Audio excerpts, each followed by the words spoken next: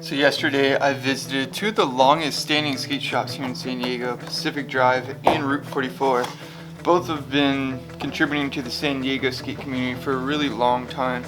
And basically I needed to pick up a new deck because my deck is thrashed, like very thrashed. I like to skate my board for a really long time. I really like to make the most out of my boards and get all the life out of them that I can. So it was definitely time to set up a freshie though. So I headed down to Pacific Drive just to say what's up to some of the homies and kind of check with them on something that I've been pondering myself is how will skate shops survive in 2020? I really don't know. I think small businesses in general are suffering, right? It's just a crazy time, crazy year for everyone, but I'm just really curious how skate shops are surviving right now and just wanted to open up that conversation with some of the skate shop employees and owners and just get some of their thoughts. So that was my mission for today's video. Now, like I said, I was at skate shops that were the longest standing skate shops here in San Diego, so they've really stood the test of time and have gone through a lot of different things, but never a pandemic, that's for sure. To be honest, I was kind of wondering this question way before the pandemic hit. I was wanting to make like a short documentary on how skate shops plan to survive and really interview everyone. So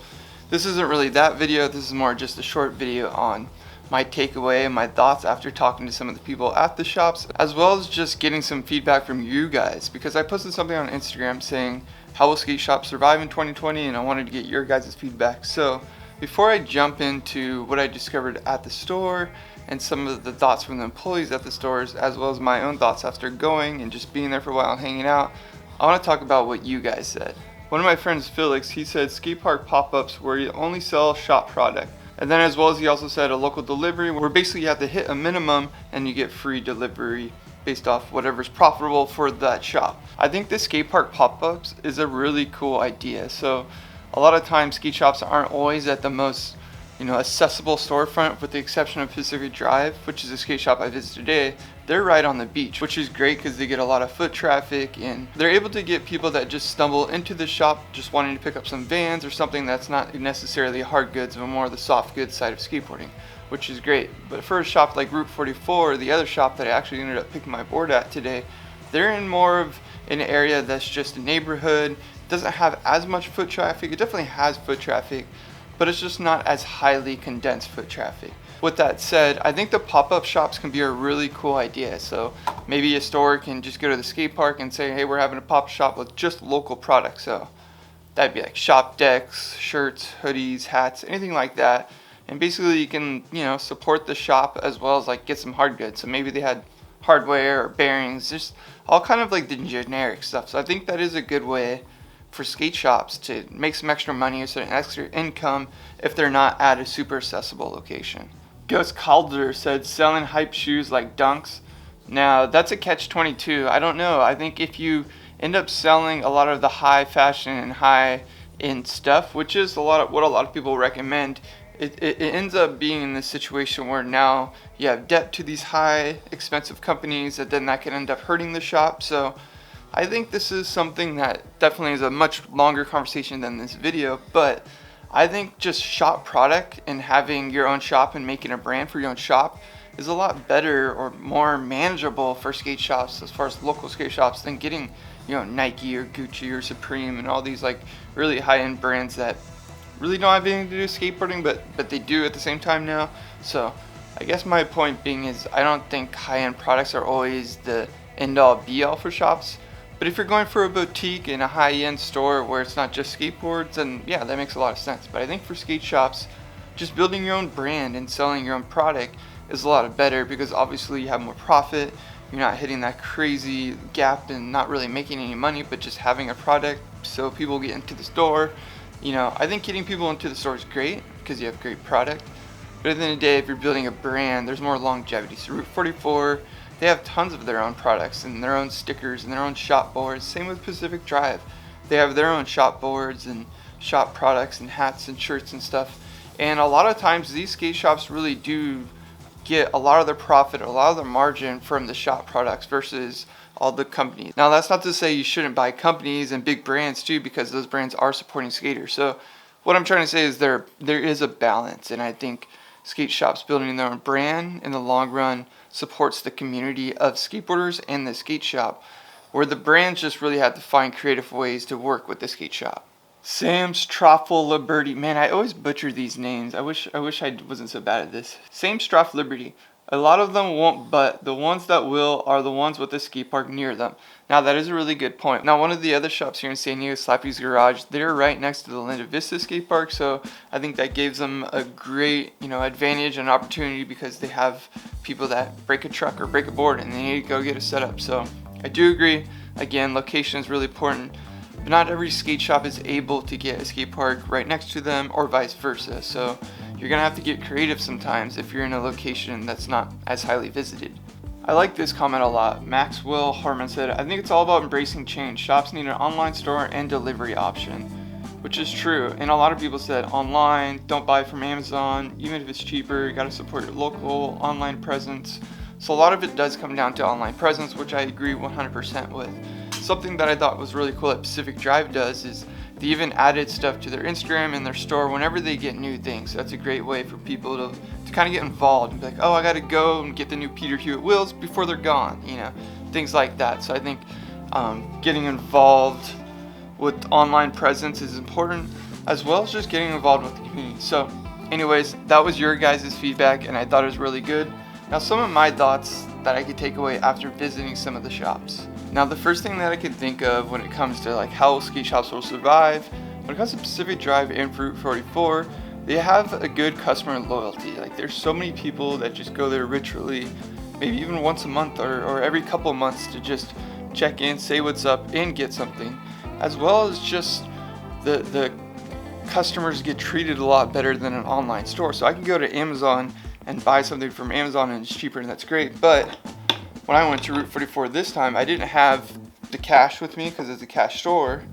So they just loaned me the board. They said, well, come pay for it next time you come in.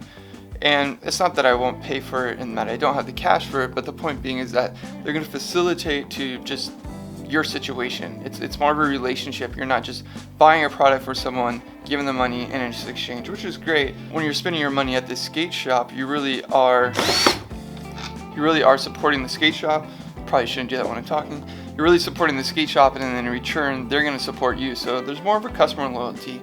I think that really is an important thing for skate shops right now. So if someone's come for the third time, maybe they get hooked up on the board, things like that. I think as a customer of a skate shop, you eventually are sponsored just by being associated and going there so much and just creating a relationship with that skate shop. Now, I think the second thing just comes to involvement with the local skate community. So I think shops have to sponsor local events or get DIY skate spots going and sponsor skaters and just give out product to the skaters that are struggling for product that maybe deserve it and are just underprivileged, or just really getting involved and supporting the community that they're in. So I think, Pacific Drive is a great example. They have mini ramp contests where they give away 5K every year.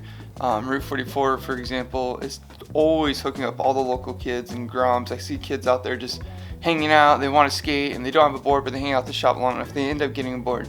Now, that's not to say you should go to the shop to go get free skateboards, but the point being that, they're really supporting the community. You think after skating my whole life I would have my own skate tool by now, but just use regular old tools. Faster anyways too. And I also only use 3 hardware, so it's a lot faster, No, just kidding, but there's a hack to the 3 hardware. You put them all 3 in your corner, you leave one corner spot open on cross your trucks, and you can churn a little tighter. You have more churn leniency. It's just a little theory I have in my head, at least. So the third thing that I think shops can really do to survive in 2020 in these times is just adapting in creative ways. Kind of like you guys said, online presence and doing different things, maybe local delivery, pop-up shops, different thing like that.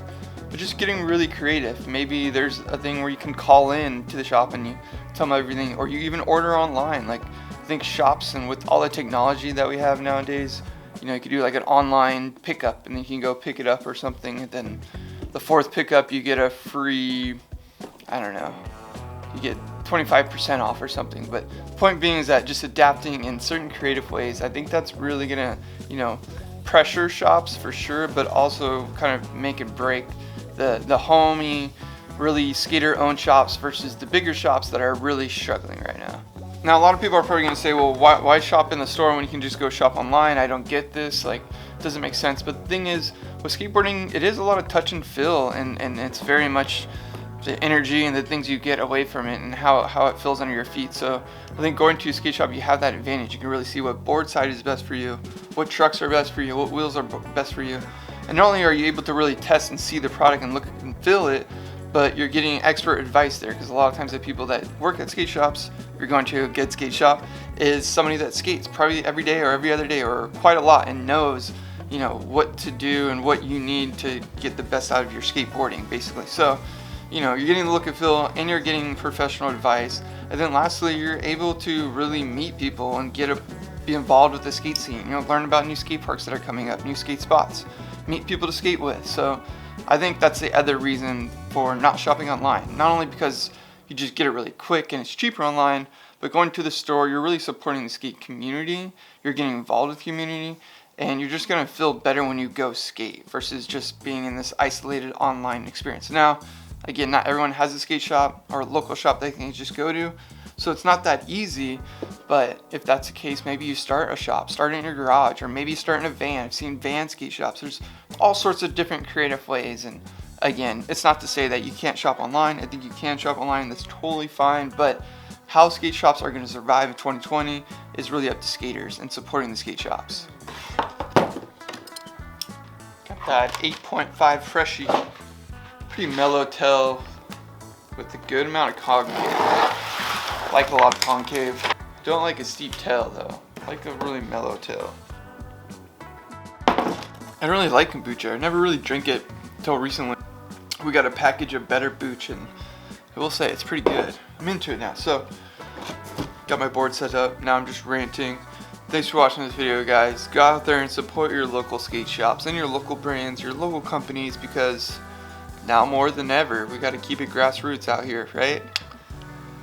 Thanks for watching, guys. See you in the next one. MASH.